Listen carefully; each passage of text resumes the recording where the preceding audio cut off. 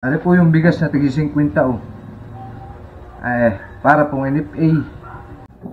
Yan, magtatanghali po. Tayo po kakain. Ang ulam po natin ngayon ay pritong isda. Yan po, salmonitic. Tapos ang may kalubasang ginisa. Yan. Yan, babahagi ko lang po sa inyo. Ano po yung bigas na tig 50 oh. Para pong NFA ay talagang may amoy po ay nagtsagaan lang o pagkain. Hindi nga lang po talaga hindi pwedeng kumain na hindi nakakain eh. Kaya lang ay talagang tayo po magugutom pag hindi kumain. Yan, may lasonis din po pala tayo. Kali po kay Pang-Rector to, pinatitinda kay Mrs. Ang kulangan po magkano kilo. Yan, niyala po dito kanina. Yan, tayo po mamangan, kakain po. Kakain po tayo ng bigas na UNFP ba ito? 50 pesos ang kilo. Makakain naman, kaya lang ako magtataga ka. Ay, Diyos ko, puro de. Tapos sa ring isda, binili yata dyan sa dumadaan na taga Mauban. May higit pa nga ako sa Mauban. Mga dumadaan dito mga isda ay mura lang. Nakakabili ka lang ng 100, 50. Ngayon po pinagbawal na din na maglako. Yung maglako po ba dito sa barangay, pinagbawal na ng munisipyo. Ano nga ba yan? Bawal daw po ang magtinda na. Hindi taga rito. Ganun. Sabi. Maintindihan.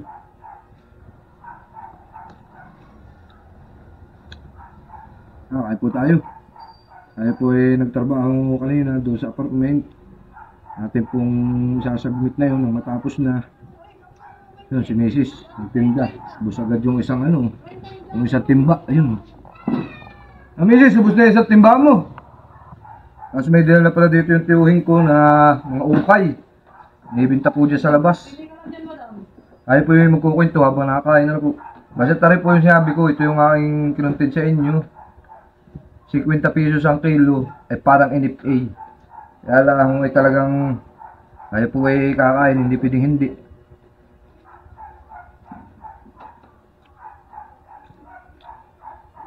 Hirap yung lumudin. Kaya shoutout po doon sa may mga tubigan, mga sarap ang bigas. Sana naman ay makabahagi sa inyo. Magbigay malakang kayo. Hindi ho, nakakawa rin po yung mga mag-aani. Gawa lang ang mura ng palay. Tapos, mahal ang bigas. Ako, sino dapat pwede sisihin dyan? Kaya may nag-aakla sa gobyerno eh. At paano po yung alam ko po yung may mahirap pa sa akin na eh. Ang hanap buhay, may mas mahirap pa po na tao na tulad ko. Ay ba paano na yung mga kabili ng 1 kilong bigas kung madami silang pamilya.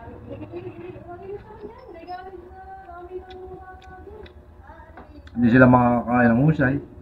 Diyos ko po, hindi ko tulad dati. Napakasagana. Laki lang na pagbago ng Pilipinas o mundo. At nalangoy mahal.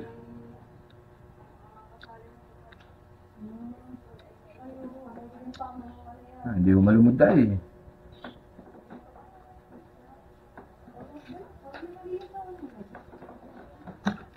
Lalaban na tayo din sa tubig na malamig.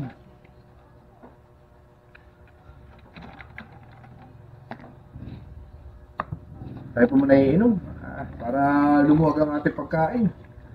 Ayan, ang ganit po. Yan ang ganit lumudin.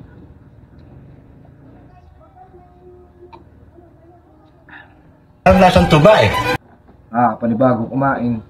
Dati po ay kahit paano, yung 50 pesos na bigas, ay masarap na. Talagang kahit ang ulam nyo lang po ay pritong talong, sausaw sa tuyo, ay masarap. Ay ngayon po ay, ewan ko, kakain na rin aking bunso. Ito ay kain, ayang kanin oh. Kain ako. Ha? Kain ako Ito ka na kain. Anong ulam? Ha? Anong ulam? May batang tapos meron eh. So, Bilang dala. Ang buso ko daw, kumain na doon kanina ni Benan. Ulam daw ay karne na may ano, sotangon. Bah, sarap pa ng bigas doon at nung po yan ay sako-sako ang binibiling bigas. Ang Benan. Ay, nako. Nung una po ay ang bigas, makakwento ko lang. Wala. Makakwento ko lang sa inyo. Ano, nung una, pagka kayo walang bigas, hindi ka manghingi sa kapitbahay, isang gatang, 2 gatang, 3 gatang o 1 kilo. Lasa ko po ngayon sa panahon ngayon. Wala na, hindi ka na makakaganon. Naku, ay marusi po. Dahil kumbaga ewan, dati gano'n po ay naranasan namin una. Pero nga daw muna ng 2 gatang na bigas. Ay ngayon po wala nang gano'n.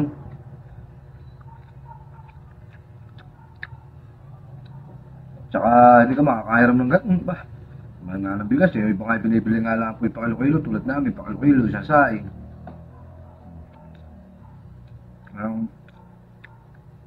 Mahirap po na ngayon. Mahirap po ngayon ang buhay.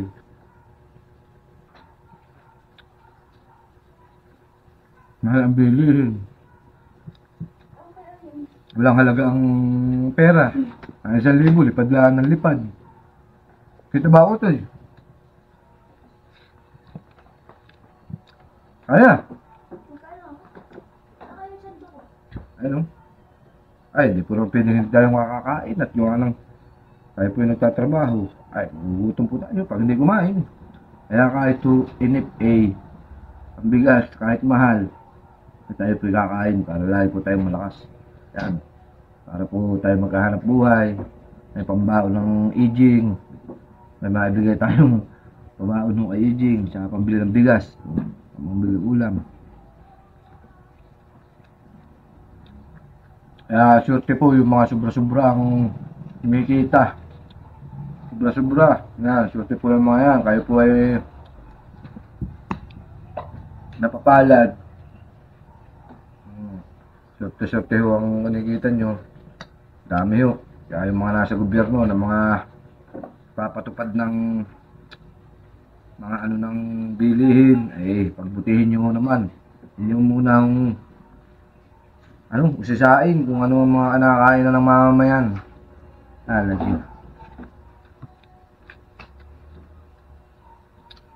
May 55. May 60 pa. Bigas. Diyos ko po.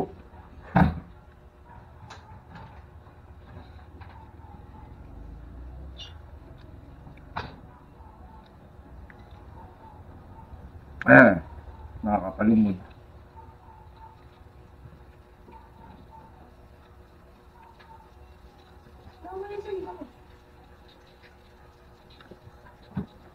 Man. Okay na. Naibisa na yung ating gutom. Maraming salamat po sa inyo. Kain po kayo sa inyong mga tahanan. Huwag po kayo papagugutom para mapag-isip kayo ng maganda sa inyong hanap buhay. Okay po, maraming salamat po. God bless.